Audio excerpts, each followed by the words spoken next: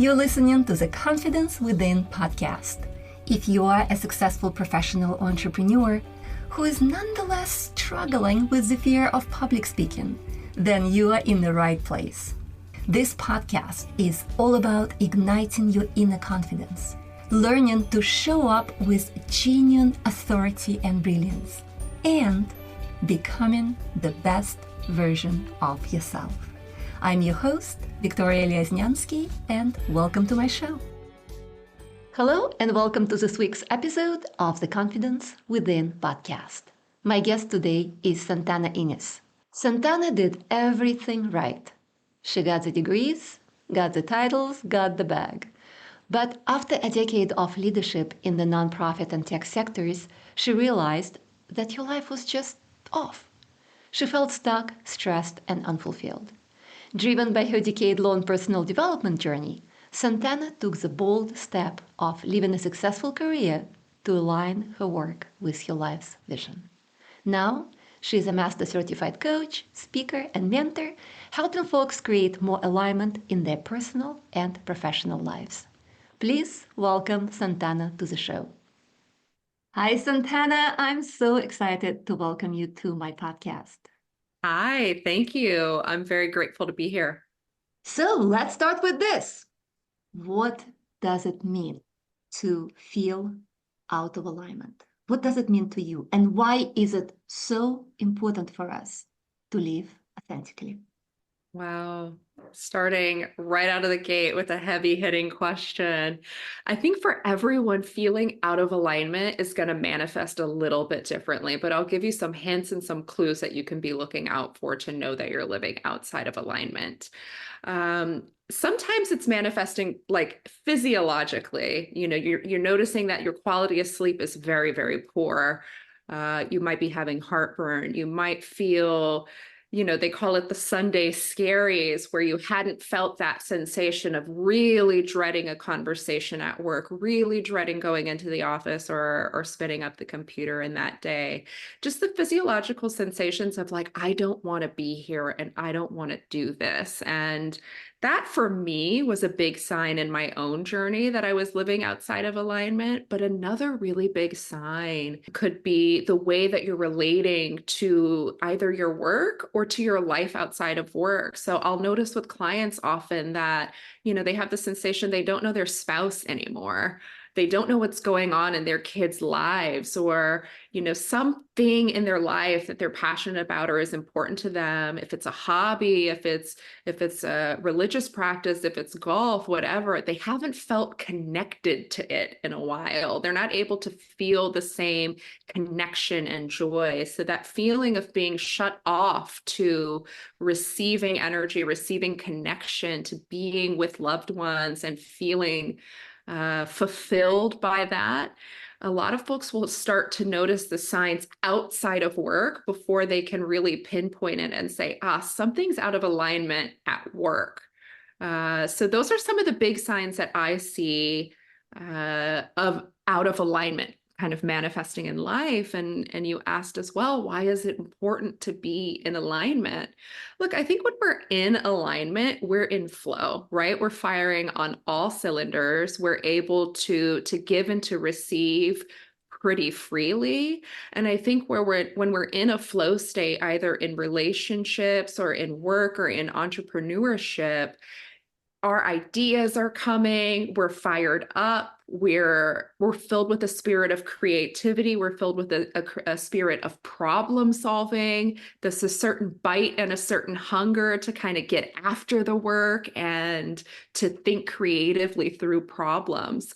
And this is true in our lives as well. When we're in alignment in our personal lives, we're feeling that our values that we feel are present in the way that we're living, right? We're not feeling these big sensations of guilt or fear of failure or panic or these types of sensations. So I think that being in alignment is a profound goal, because to achieve that goal is to pursue your own wellness and your longevity and your ability to be present for your life and present for the people that you care about. So interesting. So what I'm hearing is the first thing, of course, you have to truly pay attention and listen to yourself.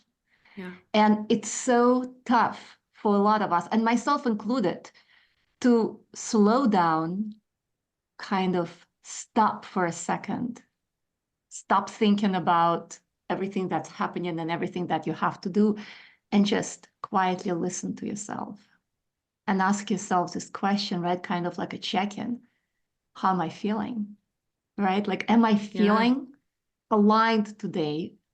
And I think for everyone, that word alignment will mean something different. And I love how you gave so many examples of alignment in personal life, at work. For all of us, it's going to be slightly different, but it's the same thing in the sense that we pause, we listen, we ask Mm. ourselves this question. And then if the answer is no, I don't feel in alignment, what do you do then? And I know that you have gone through this. You have experience of asking yourself, am I in alignment?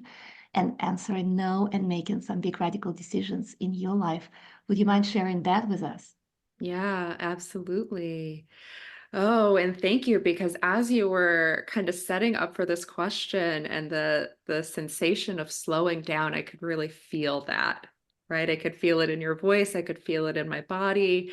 And I can imagine that a lot of listeners will not be able to connect to that because life is go, go, going, right? And when will I have the time to slow down, right? But I think it can be as simple as asking yourself that question over your morning coffee. Am I well? No? Get curious. What could be underneath that?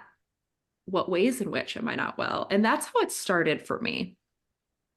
It started for me because I was in my career for a little over a decade in digital strategy, working primarily in big agencies, some nonprofit work, and then toward the end in tech, but always around digital.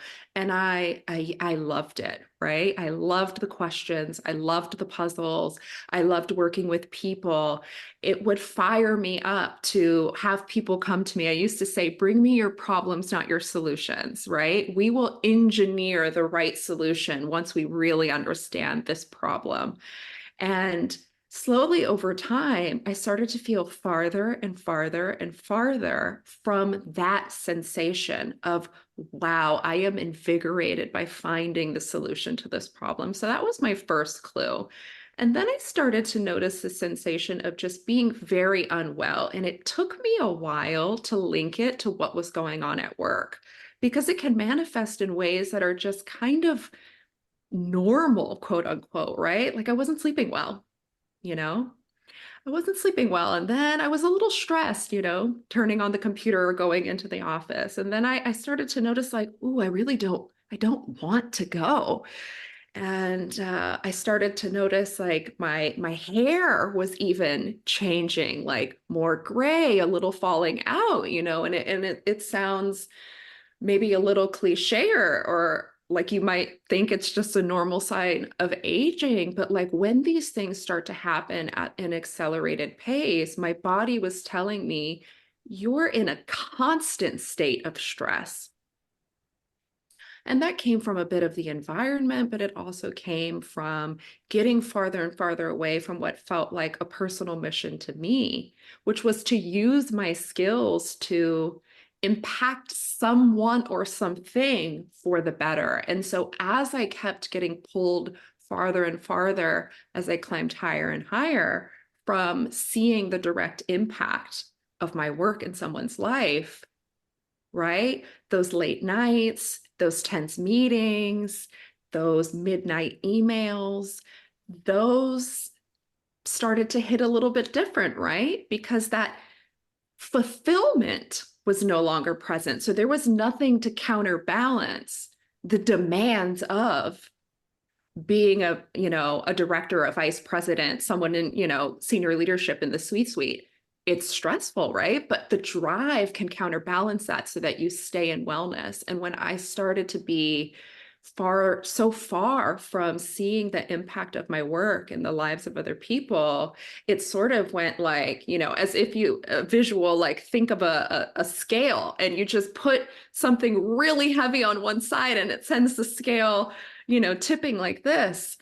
And I knew, okay, this can't continue. This can't continue. And so when the great tech layoff of 2023 happened, so many of my peers went right back out into the job search and right back out into the market looking for the next role. And I found myself in a pretty severe burnout, which I needed to, really slow down, right? When we ignore what the body is telling us, I mean, we can do that. We can ignore the phone ringing, right? But eventually you're going to have to answer it. And it can be in this really extreme way. And so after sitting through that burnout, I could finally, after a few months of like a healing process, I could finally ask myself the question, what do I need to be doing differently in my work life so that my work life can never pull me so far away from what feels like my own true north? And that's what that was like for me. Yeah. I love how you're describing this and I think it really resonated with a lot of people right now. I know it resonated with me because Yeah. I was in the same, or maybe not the same, but very similar situation myself at some point in my career where I was at the very top in the corporate leadership, and I didn't feel that what I was doing was making any difference whatsoever. And I also didn't feel joy Yeah. starting my day. I felt immense dread starting my Yeah. day. I would be coming into my office, sitting down at my desk, looking at my computer, and having this moment. I do not want to go through another day of this. Yeah. And I think a lot of people go through this. A lot of people feel this way. And for some people, they understand that they are not living the life that they actually want. They understand that they're out of alignment, but you really cannot do much about it. And truth is, some people just don't have the luxury to say, oh, wait, I'm out of alignment. No, let me quit this job and I'm going to go and find myself and do something else. So let's talk about those people first. Yeah. Let's say you are in the corporate world, or maybe you're running your own business, and you are noticing that you do not feel that joy in every day. You're noticing those signs that Santana just mentioned, that she described, that can be health related, that well-being related, that can be just, your mood. You're noticing all of that. But at the same time, maybe you have a family to support. Maybe Yeah. financially you cannot just go and say, you know what, I'm done.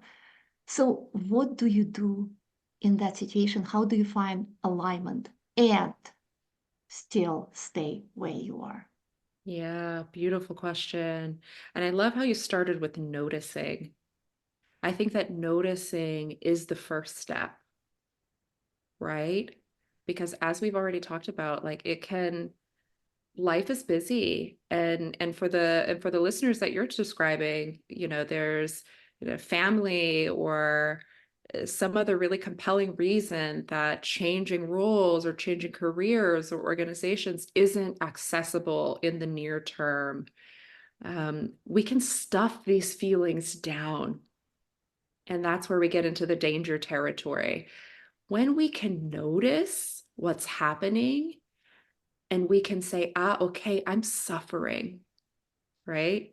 This is kind of bringing us into the territory of self-compassion. You say, I notice that I am suffering. I am not well. And because I am suffering, I want to help myself be well, right? There's a lot of space and a lot of opportunity that opens up in that place when we can say, I notice, I'm suffering, I don't deserve to suffer. So, okay, maybe today, Maybe not tomorrow, maybe not next year can you leave the career or the job. But you can also ask yourself the question, what can I be doing differently in the place that I am? Right? And that might be, for some folks, it's the manager at work, right? Maybe they're reporting to an SVP and that person is just like, ooh, they really don't respect the work-life balance, right? So maybe you can't leave the company or the salary. Could you tweak who you're reporting to? Could you look for a lateral transfer, right? Or could you have a conversation about how we're prioritizing the workday, or like where the schedule needs to be in order to make all the ends meet with family demands and work demands, right? When you can say, here specifically is what's not working. Is it the hours? Is it the types of projects? Is it the people you're working with? What is it specifically that's causing this reaction in you? And is there any opportunity or creativity that you can bring to that challenge specifically when it's not possible to think about an exit strategy? And I'll tell you a second thing. Anybody that's listening to this podcast knows how to make a plan. They know how to succeed, right? And so sometimes this reaction, when we first admit to ourselves, I am out of alignment and I'm suffering, sometimes the reaction is, I want to take immediate action. But we've got a family, we need the salary, and that's not an option. But you know how to plan. You know how to say, okay, within 4 years, 3 years, I want this salary. I want to be working on these terms. I want to be working in this capacity. And I'm going to put the long-term steps in place to get to this trajectory that I want to see my life in the next longer, mid to long term, right? So those are two ways that we can start to think about prioritizing alignment when an immediate departure is not an option. Right. And for most people, it is not. It really isn't. Not a lot of us have the luxury of just saying, tomorrow, I'm not going to show up at work. I'm going to do something else. I'm going to go and apply for another job, or I'm going to move to a different career. For a lot of us, it's just logistically not possible. And then, of course, there are also people like myself where I was in the corporate world, but at the same time, I really, really wanted to go and start another business. I've been serial entrepreneurial pretty much all of my work life, and I've had several businesses. And I remember coming to work feeling so depressed and so stuck and so unhappy with my life. But at the same time, I think what kept me going is the thought, I need to figure out what business I want to start. I need to figure out what I want to do. I can't just quit and then, have no money and take all the time to figure out. I have to figure it out before I leave my work. And a lot of people go through this process. And then I decided on the company. I bought a franchise, but I still didn't quit my job. I basically continued working as I was working before, giving my job everything that I had. But at the same time, every evening, every weekend, every lunch hour was dedicated to the business that I was starting, that I was about to launch. I had the launch day, and that day was basically my quitting day. I knew when I was going to quit. And the truth is, it made it so much easier. I was finally at peace because I knew that, well, here is my solution. I know my game plan. I'm going to spend every lunch hour in my car with doors locked, doing sales calls and setting up my business, setting up sales, doing everything that I can. So I have a really good kickoff for this business. And I stayed exactly until that moment, and then I left. I love this example so, so much. I'm sure you could see it on my face. Like I love this example so much because what you said really stood out to me. You said, this kept me going.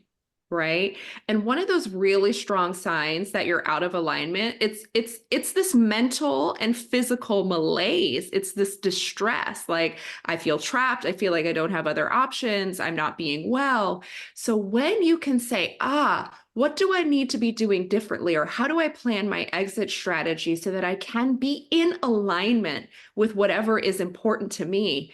You notice that energy starts to flow in where there was no energy before. And that's the energy of working toward what is your purpose, right? On this planet. We all have a purpose. We all have ways that we're in or out of alignment with what that purpose is, whether we can articulate with an elevator pitch, this is my purpose or not, right? But when you start to take those steps, even though you could not leave your job, you started to say, okay, I can't leave my job, but I can use my lunch hour the way that I want to. I can use some time after work the way that I want to, so that I know that when I leave this job that doesn't feel good, I have my next plan. I'm already in my next career, or I have that next strategy planned out and mapped out. I love that example so much. And so far, we've talked about people who find themselves out of alignment, who find themselves stuck, and truly they can't make a move, or at least an immediate move.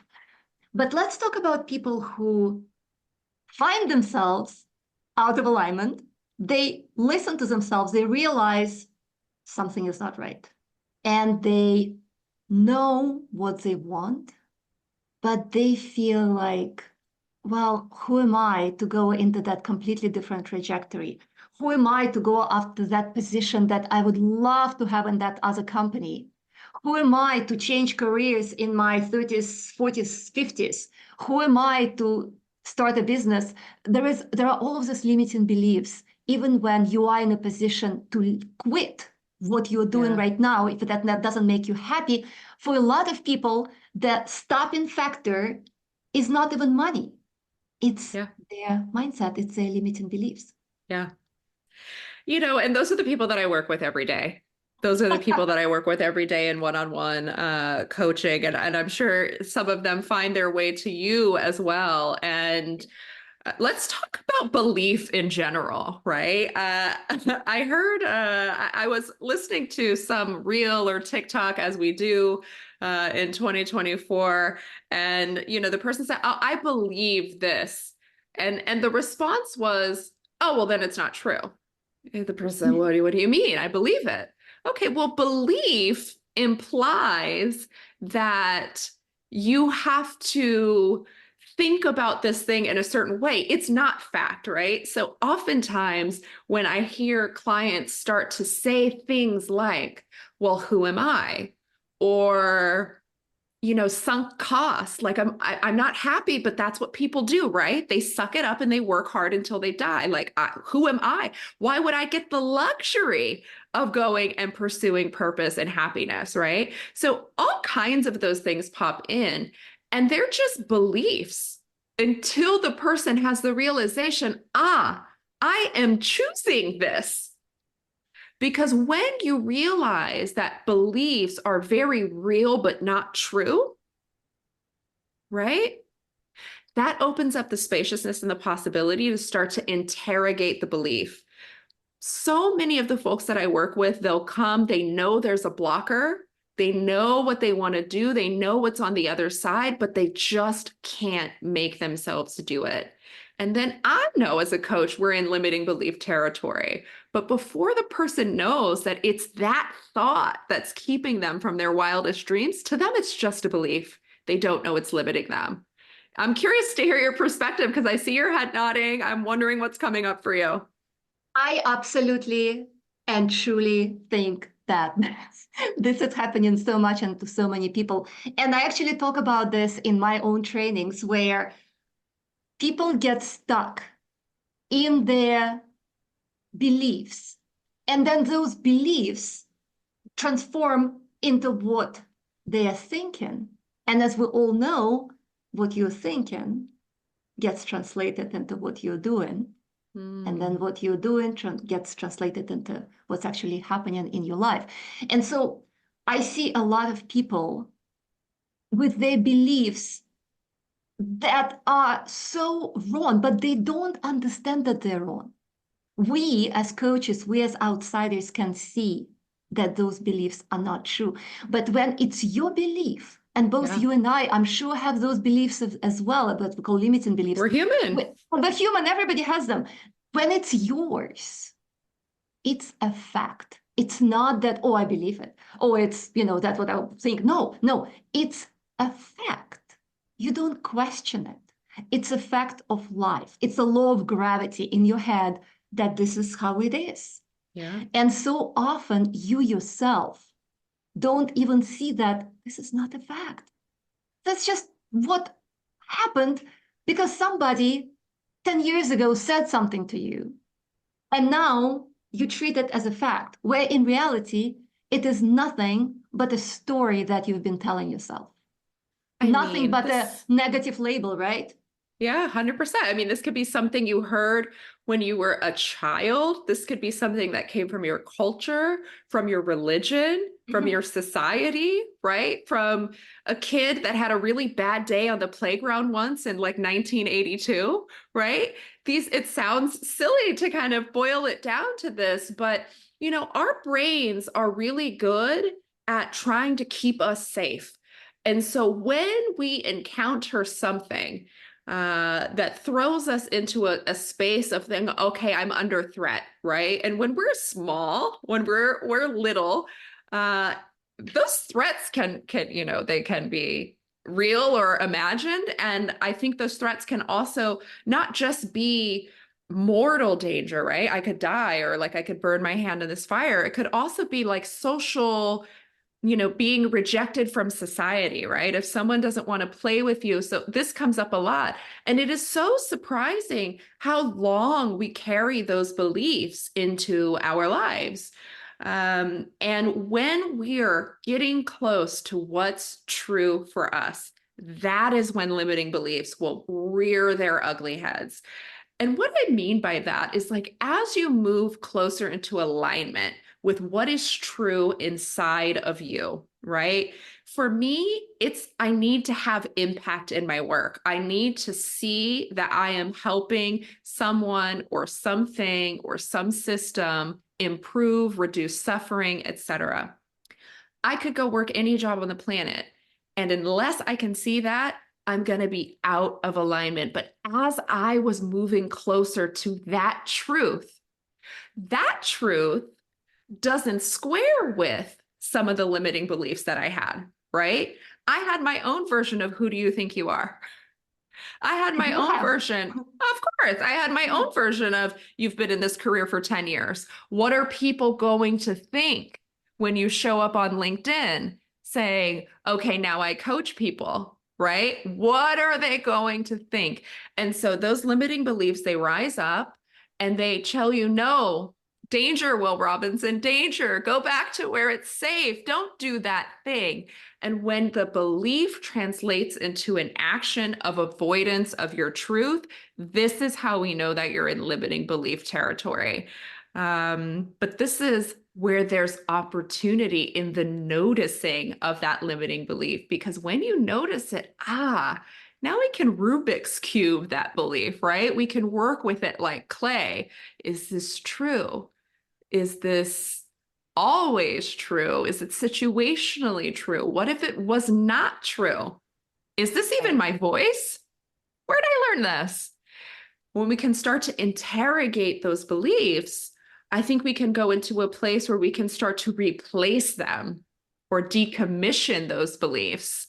Absolutely. And I think that's extremely important. And there are a lot of people who do understand the concept of limiting beliefs and how it affects their lives. And they notice.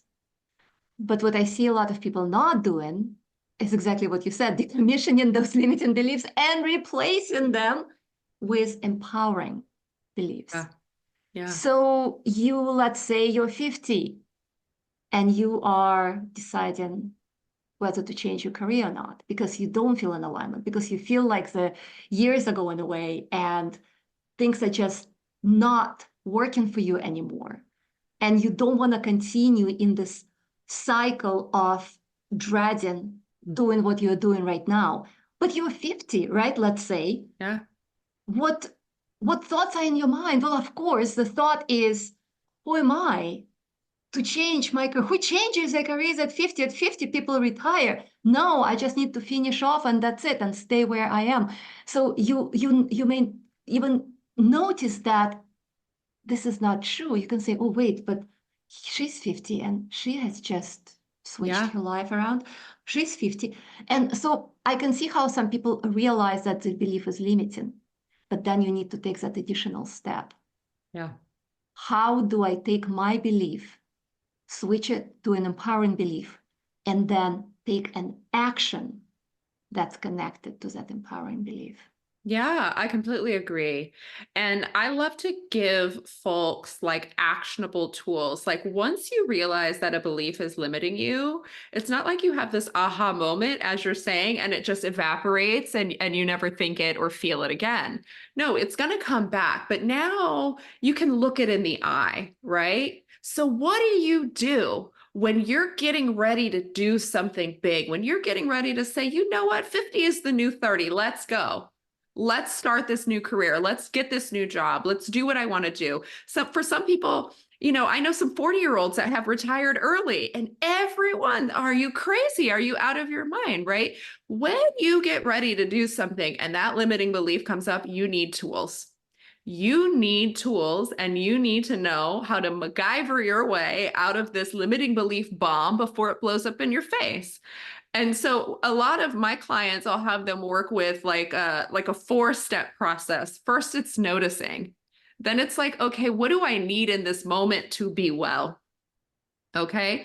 A lot of times, if it's a limiting belief, I have a workbook that's pretty in depth available on my website. And I start the workbook by telling a story of a time where I confronted one of my own limiting beliefs in real time. And I'll tell this story here now because I think it's a good example. So I'm an entrepreneur, right? I left the corporate space. Now I'm a coach, which means, yes, I'm doing one-on-one coaching, but there's the whole business that supports you figuring out how to, maximize the impact of your coaching. And so I go to this co-working space, but it's co-working space for founders. And I walk in and whoosh, limiting beliefs enter the chat, right? They say, well, you're not a founder. You're not going to go to Y Combinator. You're not going to get this seed money and this startup money. You don't belong here. This was the belief, and these were the feelings, and it was really uncomfortable. And the sensation of like, they're going to notice that I don't belong here. Well, wait a second. I paid my money and I want to sit in this co-working space. So before I leave, I need to transform this belief before it stops me from doing the action that I want to do. And so I first had to notice, this is what I'm thinking. This is where I feel it in my body. Okay, what do I need to be well? I need to feel like I belong, right? I need to feel like I deserve to be here. And then again, self-compassion, offering that to myself.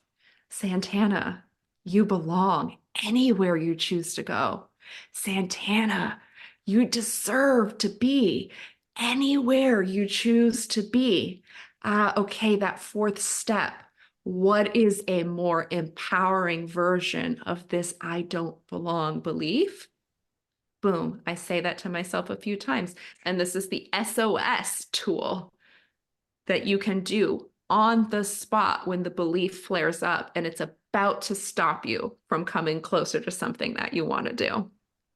I love that. I love that. I always love when my listeners can take some true actionable steps and apply them to their life right away. And especially something that is pretty much happening, let's say, pretty much every minute of our life, right?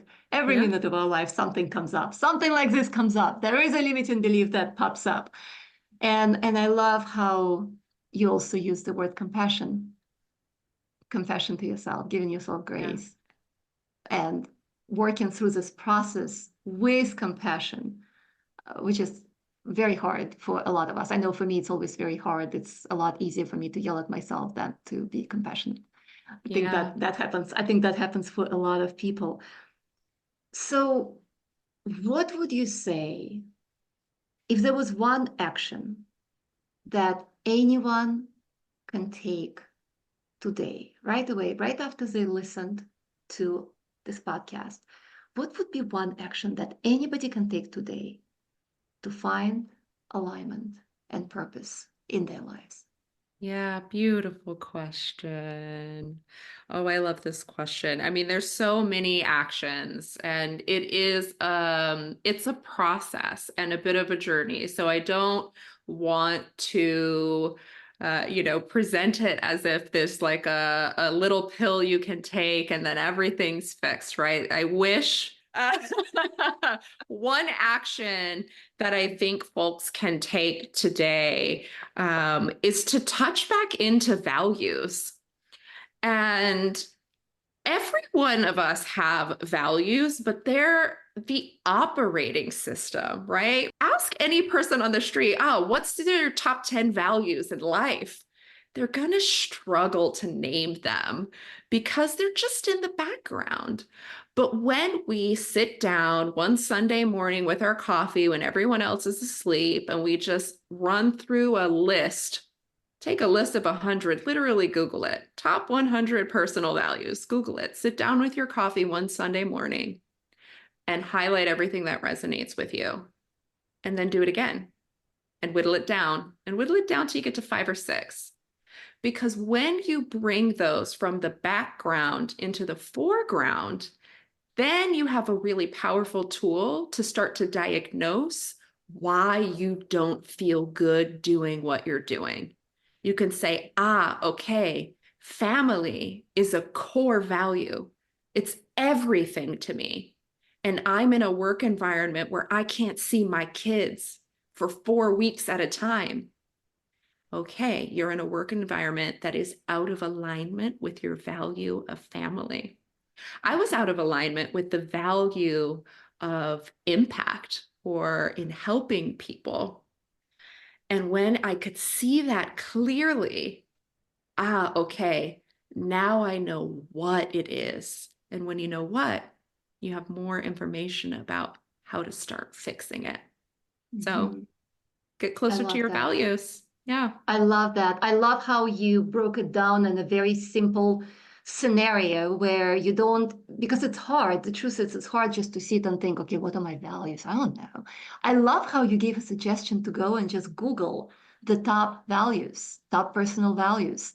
And then it's kind of like a brainstorming session where you have some little nudges there that will get you thinking Yeah. what would be mine. Oh, that actually, oh, that is a good one. Oh, that is a good one, but that doesn't apply to me. And then go through this process multiple times. And Yeah. then you're creating a list, right? A list of 4, 5, 6 core values. And I know a lot of my listeners have probably gone through this exercise at work, in their Yeah. business. I know that I have gone through this exercise in both my work and my business, creating core values for your company or core values for your department or core values for your business. But how many of us sit down and create a core values list for ourselves? What's Not important for many. us? Not many. And it's interesting how that exercise, just by itself, just Yeah. thinking through, not even finding, but thinking through it, can help you get back in alignment or can help you 100%. understand where exactly you're not in alignment. And also having those 5, 6, 7 words in front of you, maybe, right? Maybe like have a post-it note and have them in front of you at all times, probably helps you stay focused on what's important in life, because it's so easy to get out of focus. It's so easy to forget what's important and be so concerned and stressed and just worry about things that may not even be a big deal in a big scheme of things. And that little list and little exercise can give you a huge amount of perspective on how to live your life authentically. Thank you so much for 100%. that. Thank you. That is a great exercise. So, Santana, how can my listeners learn more about you and find you? Thank you for asking. You can find me on my website, which is flowfoundations.com. That's FLO Foundations. I'm also on Instagram under Flow Foundations as well. Can feel free to connect with me on LinkedIn. And I actually do have that Transforming Limiting Beliefs workbook available for free download on my website. So we'll link that in the show notes, and you can also find it online, Flow Foundations. Great. That sounds good. Okay, everybody, head over to flowfoundations.com and grab that workbook, because we truly all want one thing in life. We want to be happy. And happiness doesn't just mean be happy every moment of our life, but it means feeling that we're fulfilled, feeling that we're living with a purpose, feeling that we are in alignment within ourselves and within the world at large. So let's work on this. Let's try to find where we are out of alignment, and let's try to live our life authentically. I hope you enjoyed my conversation with Santana. I know you've learned something new that you're going to incorporate into your life right away. Because remember, learning is not going to take you anywhere unless you implement and internalize what you learn.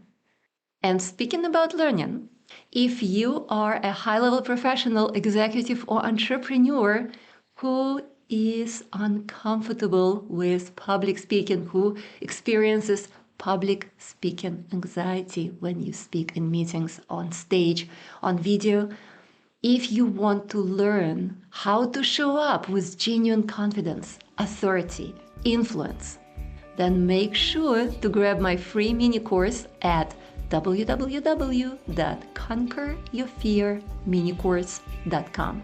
Again, it's www.conqueryourfearminicourse.com. I hope you have a fantastic week, and I'll talk to you soon. Bye for now.